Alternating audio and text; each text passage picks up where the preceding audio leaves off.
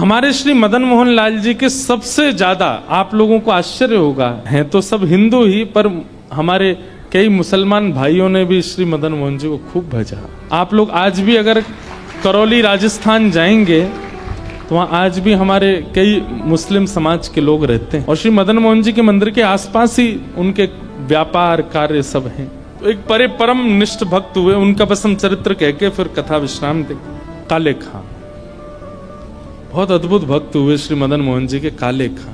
काले खां के चरित्र से एक बात सिद्ध हो जाएगी कि आपके चाहने से ठाकुर जी आपसे प्रेम नहीं करते, ठाकुर जी को आपसे प्रेम हो जाएगा तो आपको ठाकुर जी से प्रेम होगा।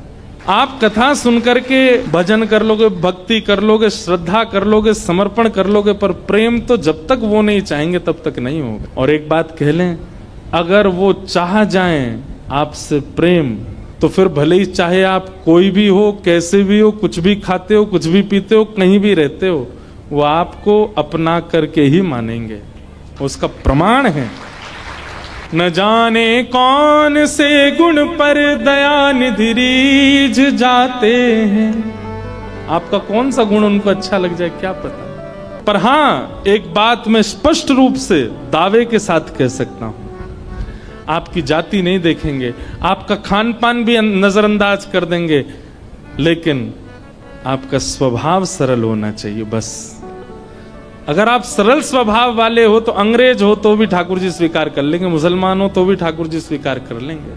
काले खां जो थे अपने घर चलाने के लिए काम ढूंढ रहे थे, कहां काम करूं, पढ़े लिखे इतने थे नहीं तो कहीं अच्छी जगह उनको नौकरी मिल नहीं रही थी। तब उनको एक ऑफर आया, बोले क्या, बोले मदन मोहन जी के मंदिर में बाहर जो परिक्रमा मार्ग है वहां झाड़ू लगाने की सेवा, और मदन मोहन जी मंदिर पर चढ़ते हैं, ऊपर सीढ़ियां हैं, उसकी साफ सफाई, मतलब साफ सफाई की सेवा के लिए उनको करना हो तो कर लो। बोले क्या बुराई है, हम अपना नमाज अदा करते हैं, अपने भगवान को हम पूजते ही हैं। बोले घर चलाने के लिए अगर करना पड़े तो कोई दिक्कत नहीं। मतलब नैष्ठिक मुसलमान थे वे, जितने समय पर नमाज करनी चाहिए, जैसे नियम होता वो सब करते थे, टोपी ओपी पहन के, जैसा उनका वेशभूष रूपा सब वैसे ही रहते थे। लेकिन मदन मोहन जी के मंदिर में उनको झाड़ू की सेवा और साफ सफाई की सेवा, रखवाली की सेवा मिल गई। सुबह जाना, मंगलाक से पहले पहुंच करके सब साफ कर देना और फिर शाम तक वहीं रहना, बीच बीच में भोजन पाने अपने घर जाते थे, फिर दोबारा वहीं आ जाते थे। और उनको प्रतिबंध भी था और उनका मन भी नहीं था, कभी वो मंदिर के भीतर नहीं जाते थे, बाहर ही बाहर सब रखवाली करते थे। अनेक वर्षों तक मदन मोहन जी की सेवा करते रहे, पर आज तक कभी मदन मोहन जी का रूप नहीं देखा उन्होंने। पुजारियों से और भी सब लोग जो मंदिर में थे, सबसे उनकी अच्छी बातचीत होती थी, पर ठाकुर जी को बस ऐसे ही अपने ठाकुर के प्रति उनकी श्रद्धा थी। लेकिन ठाकुर जी को वो भा गए, क्योंकि हृदय बहुत सरल है, हृदय निर्मल है, हृदय बहुत पवित्र है, भले ही कैसा भी है पर पवित्र हृदय वाला। और एक दिन राजभोग आरती हो रही थी श्री मदन मोहन लाल जी की, और वहां भीड़ में कुछ लोग सीढ़ियों पर खड़े थे, उनमें कुछ कहा सुनी हो गई, तो उनकी कहा सुनी हुई तो ये वहीं खड़े थे, उनको संभालने के लिए, उनको दूर करने के लिए एक सीढ़ी चढ़ के उनको अलग कर रहे थे, और ये कुछ संभाल रहे थे व्यवस्था। और व्यवस्था, अरे भाई ऐसे नहीं करो, देखो तो आरती हो रही है, ऐसे मत करो, और देखो देखो आरती हो रही है, ऐसे कह के जैसे इन्होंने सामने पहली बार आज श्री मदन मोहन जी को देखा।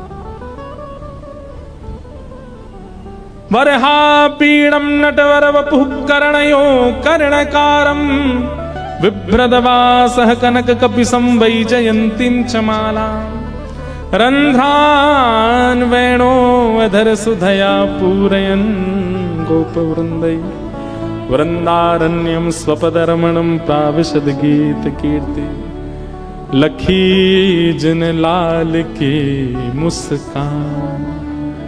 एक बार जिसने ठाकुर जी की मुस्कान देख ली, हमारे ब्रज में इस भाव को गाया जाता है, लखी जिन लाल की मुस्कान। एक बार जिन्होंने ठाकुर जी की मुस्कान को देख लिया, उसके बाद स्थिति क्या हो जाएगी। हम लोग ठाकुर जी का दर्शन करने जाते हैं, दर्शन करके थोड़ी देर में बाहर आ जाते हैं, इसका मतलब हमने देखे ही नहीं ठाकुर जी।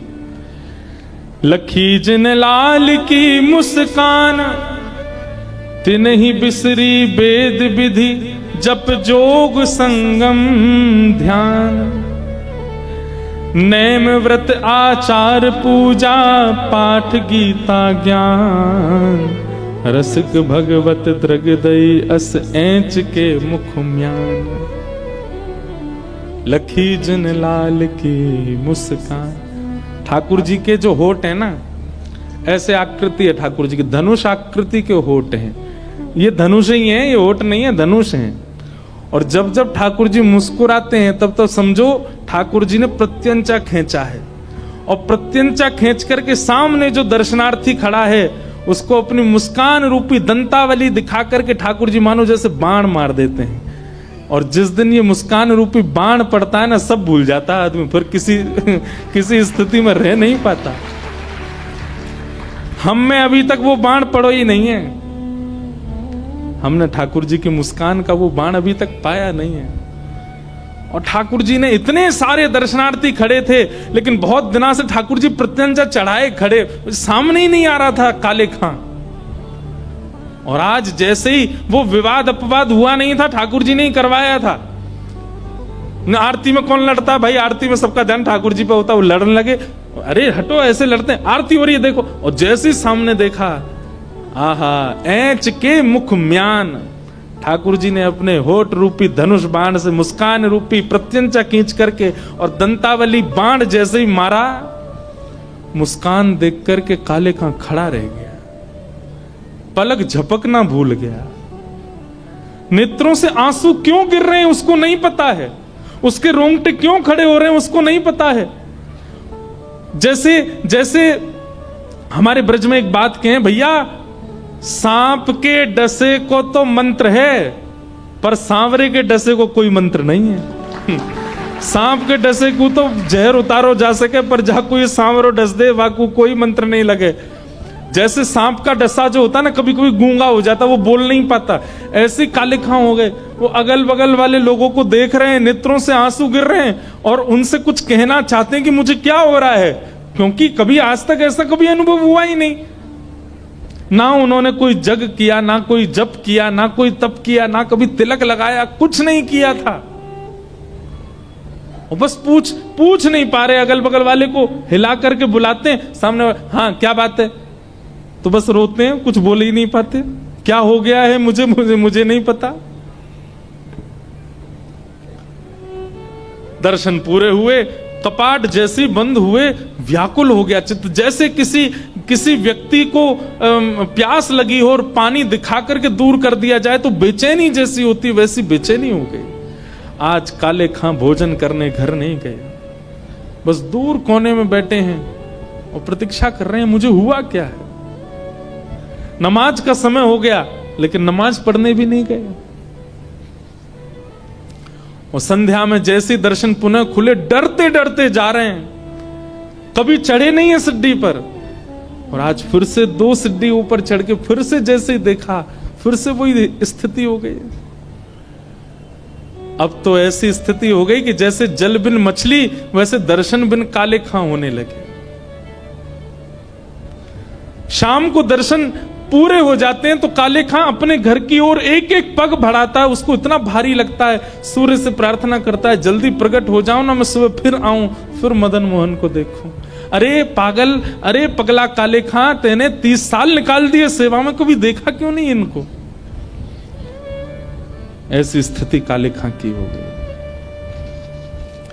लेकिन भैया, एक तो इत्र की सुगंधी और दूसरा प्रेम, ये छुपाए नहीं छुपते, ये प्रकट हो ही जाते। आपकी चाल ढाल और मुख की आकृति से लोगों को पता चलने लगता है कि ये प्रेमी हो गया है। आप कहोगे मैंने तो किसी से कहा नहीं, ये फैल कैसे रही है बात। इत्र की सुगंधी को चाहे तुम कितनी सॉल ढक लेना ऊपर, कितनी रजाइयां डाल लेना, वो निकल ही आती है बाहर। ऐसी प्रेम है, उसको कितना भी ढकने का प्रयास करो वो दिख ही जाता है। काले खां का प्रेम अब पता लगने लगा। क्यों?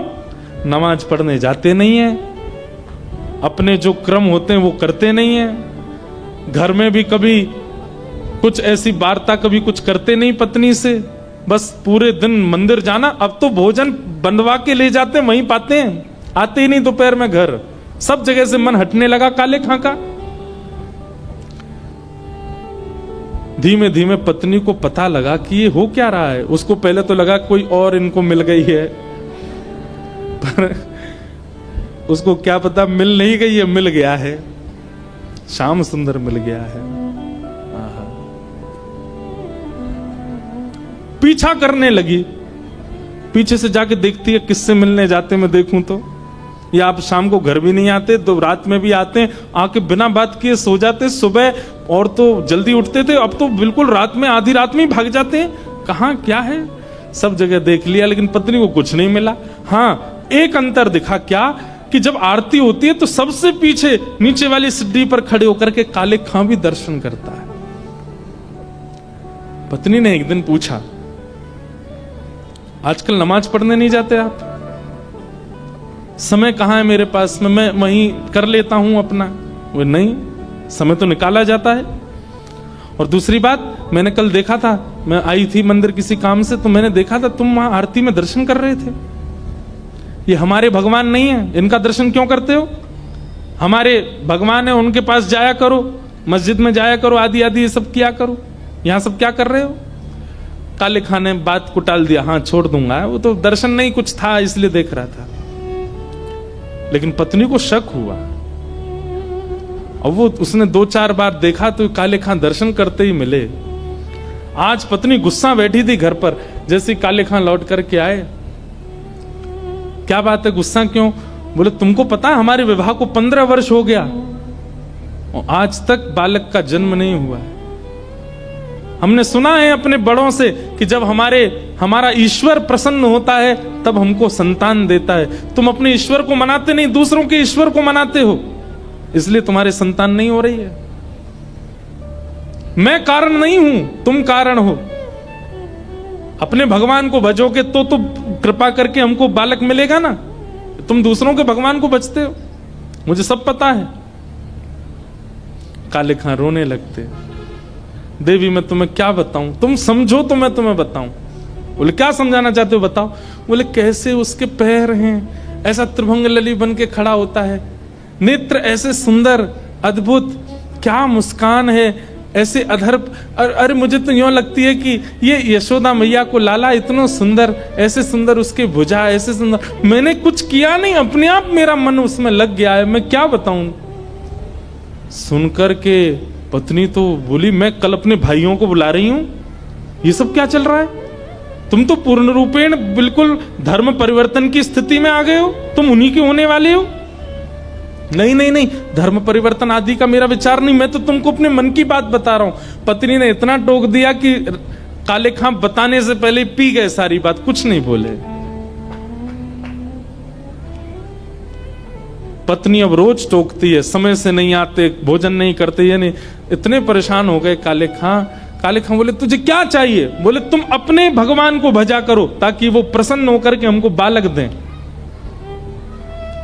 काले खां आज मंदिर गए और मदन मोहन जी से बोले, इतने वर्षों से मैं आपकी सेवा कर रहा हूं, कुछ मांगा नहीं नाथ, अपने लिए नहीं चाहता, पर ये मेरे रिश्तेदार नातेदार मेरी पत्नी का मुख बंद हो जाए, उसके लिए एक बालक कृपा करके मुझे दे दो। मैं आपसे अपने लिए नहीं मांग रहा हूं, मैं फिर कहूंगा मुझे अपने लिए नहीं चाहिए, पर मेरे और आपके बीच में बाधा बन रहा है ये बालक का ना होना, इसलिए नाथ मैं आपके दर्शन से वंचित ना रहूं, मैं आपके पास आता रहूं, उसके लिए एक बालक दे दो ताकि मेरी पत्नी उसमें ही लगी रहे, मैं आपके पास रहूं। और ठाकुर जी ने ऐसी सुनी, उसी सप्ताह में पत्नी को गर्व हो गया। अब तो पत्नी ने अपने जैसे ही काले खां को बताया कि आज मुझे पीड़ा हुई, वैद्य ने बताया है गर्भ में बालक है। काले खां की तो छाती चढ़ गई। वो तुम बहुत टोकती थी कि ये क्या देंगे, ये क्या देंगे, उन्हीं से बोला था मैंने, मदन मोहन जी ने कृपा करके दिया ये। अब मुझे टोकना नहीं, रोकना नहीं, और किसी रिश्तेदार को बोलने की जरूरत नहीं, मैं जैसे रह रहा हूं मुझे करने दो। काले खां तो रोज जाते हैं और रोज अब तो मदन मोहन जी के और पास रहने लगे। क्यों? आपने कृपा करके मेरी पत्नी का मुख बंद करवा दिया, अब मैं बहुत खुश हूं, आपके मेरे बीच में कोई नहीं है। रोज दर्शन करते हैं ठाकुर जी का। बालक का जन्म हुआ, उसका नाम रखा जो भी था। धीमे धीमे बालक बड़ा हुआ, 8 वर्ष तक बहुत बढ़िया सब कुछ चलता रहा। मदन मोहन जी भी खूब प्रेम देते हैं, जो जो मांगता है रसखान वो हो जाता है। कभी रसखान के मन में होता है कि मैं प्रसाद पुजारी जी से तो मांग नहीं सकता, कोई दर्शनार्थी निकल रहा हो और ठाकुर जी ऐसी कोई कृपा करना उसके हाथ से प्रसाद गिर जाए और वो नीचे जब गिरे तो मैं कहूंगा अरे नीचे गिरा हुआ क्या लोगे, वो चला जाए, उसको बीन के मैं पालूं। कभी आपकी इत्र की प्रसादी मिल जाए, कभी कुछ, इस प्रकार से वो भावना करता और ठाकुर जी कैसे ना कैसे पूरी कर देते काले खां की। लेकिन ठाकुर जी का नियम है, बहुत दिनों तक सब अनुकूल चलने देते नहीं है। बिना कौतुक किए, बिना खेल किए तो इनका मन नहीं लगता। और एक दिन ठाकुर जी ने खेल किया। क्या खेल किया? इनका बेटा 8 वर्ष का था, वो यमुना जी के तट पर खेल रहा था, नदी के तट पर खेल रहा था अपने मित्रों के साथ। तभी एक काले नाग ने उसको डस दिया और नीला पड़ गया और उसकी मृत्यु हो गई, बेटे की मृत्यु हो गई। बच्चे दौड़े दौड़े उसकी पत्नी को बुला करके लाए, तुम्हारे बेटे को काले सांप ने डस दिया। वो बालक को लेकर के ओझा के पास गई, झाड़ा करने वालों के पास गई, सबने उसको मृतक घोषित कर दिया। किसी बालक से कहा था इसके पिता को बुला के लाओ, मदन मोहन मंदिर में सेवा करते हैं, वो उनसे कह के आओ कि बालक को ऐसे ऐसे विष लगा है।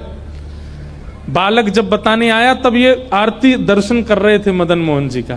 तभी एक बालक ने कहा, बोले अरे काले चाचा, आपके पुत्र को सांप ने काट लिया। वो समाचार सुनकर के काले खां देख रहे थे मदन मोहन जी को, समाचार सुना कि आपके पुत्र को काले सर्प ने डस दिया। आंखों से आंसू निकले और मुख पर बड़ी मुस्कान। बोले वाह कन्हैया, मैं इसी चीज से डर रहा था कि इतने दिन हो गए कोई कौतुक नहीं हो रहा मेरे साथ। मुझे क्या पता था कौतुक के रूप में इतनी बड़ी लीला कर दोगे आप, ये क्या कर दिया आपने। दर्शन करके और बालक को बोला तुम जाओ मैं आता हूं। बालक ने जाकर के उनकी पत्नी को बता दिया। बोले वो तो कह रहे हैं मैं आ रहा हूं थोड़ी देर में। बोले कैसा पिता है, अपने बालक की मृत्यु खबर सुनकर के भी अभी कहता है कि मैं आ रहा हूं। अपने मृतक बालक को लेकर के पत्नी मदन मोहन जी की देहली पे ही पहुंच गई और जाकर के उसको पटक दिया। काले खां ने कहा तुम यहां सब क्यों करने आई हो तमाशा, इसको ले जाओ घर पे, मैं आ रहा हूं ना।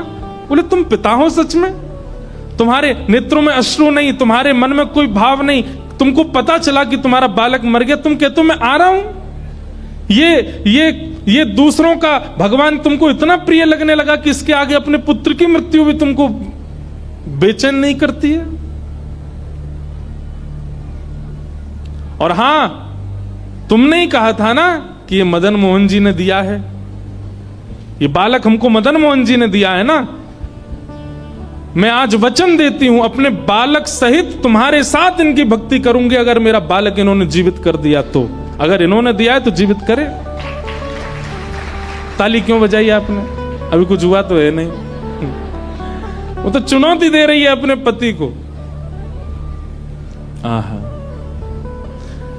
काले खां तो अब भक्ति की परीक्षा हो रही है।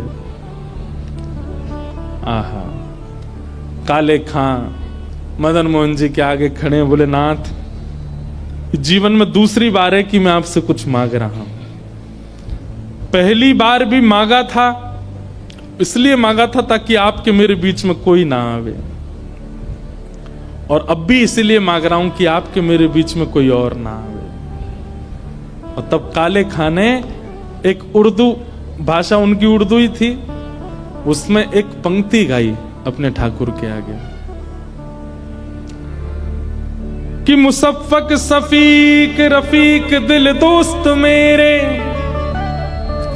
मेरी नजदीकी हकीकी ख्याल कीजिए, मेहरबान कदरदान आला तू जहान बीच, मुझसे गरीबों का गुनाह माफ कीजिए। काले बेकरार खड़ा तेरे दरबार बीच, नंद के कुमार जरा गौर कुछ कीजिए। और अंतिम बात जो काले खां ने कही है, मदन मोहन जी मानो जैसे हिल गए हों अपने स्थान से इस बात को सुन के। अंतिम बात क्या कहता है? हिंदुओं के नाथ तो हमारा कुछ दावा नहीं। मेरे परिवार, मेरे रिश्तेदार और मेरे समाज के लोग मुझे यही कह के टोकते हैं कि आप हिंदुओं के भगवान हो। हिंदुओं के नाथ तो हमारा कोई दावा नहीं, पर मैंने तो सुना आपको जगन्नाथ बोलते हैं। आप तो जगत के नाथ हो जगत के नाथ तो हमारी सुध लीजिए। यदि आप वास्तव में जगन्नाथ हो, यदि आप वास्तव में जगत के नाथ हो, तो इस जगत में मुसलमान भी है, मेरी सुध लीजिए नाथ। अंतिम पंक्ति जब काले खां ने कही, हिंदुओं के नाथ तो हमारा कुछ दावा नहीं, हो जगत के नाथ तो हमारी सुध लीजिए, ये बात जैसे ही कही है उसने, अब तो ठाकुर जी पर बात आ गई। भाई जगन्नाथ हो तो जगत में तो सब आते हैं, हम भी आते हैं, हमारा ध्यान दो। ठाकुर जी ने कहा मैं हिंदुओं का नहीं, मैं तो सबका हूं। और इतना कहते ही वहां हजारों लोग खड़े थे, पत्नी खड़ी थी। मृतक बालक काले खां का उठ बैठा, जीवित होकर के खड़ा हो गया और खड़े होकर के तुरंत अपने पिता की उंगली पकड़ करके कहा, पिताजी वो कहां है? पिताजी बोले कौन? एक सांवरा सा बालक मेरे साथ खेल रहा था नदी के तट पर, बहुत सुंदर था, बड़े मनोहर उसके मुखमंडल थे, बहुत अच्छे अच्छे नेत्र थे। पिताजी उसकी पीले वस्त्र मुझे इतने अच्छे लग रहे थे, मैंने उससे कहा था अपनी माँ से मुझे मिलवाओ, उसने मुझे वचन दिया था कि वो अपने नंद भवन मुझे लेके जाएगा। पिताजी उसके बाद पता नहीं मुझे नींद आ गई, मैं कहाँ चला गया मुझे नहीं पता, वो बालक कहाँ है पिताजी? काले खां ने उसकी माँ की ओर देखा तो माँ अचंभित खड़ी है, नेत्रों में आंसू। वो सारे रिश्तेदार खड़े थे और उसके जो मित्र आदि थे जो नमाज पढ़ने जाते वो भी सब वहीं खड़े थे। काले खां ने अपने बालक को गोद में लिया और दो दोहरी ऊपर चढ़ के, दो सीढ़ियां चढ़ के मदन मोहन जी की ओर दिखा के कहा, क्या यही बालक था, यही पोशाक थी? जैसे ही बालक ने मदन मोहन जी को देखा, हाँ पिताजी यही बालक था, यही पोशाक थी, यही मेरे साथ खेलने आए थे। और उस दिन काले खां ने परिवार सहित श्री मदन मोहन जी के चरणों को प्राप्त किया। सब परिवार सहित ठाकुर जी के हो गए। तब से लेके आज तक मदन मोहन जी में आरती होती है तो आरती के बाद सब जय जयकार करते हैं। जय जयकार के बाद आज भी करौली के लोग दो वाक्य गाते हैं। क्या? कारे के बेटा को जब कारे ने खायो, क्या? कारे के बेटा को जब कारे ने खायो, तब कारे की कविता सुन बेटा जिवायो है।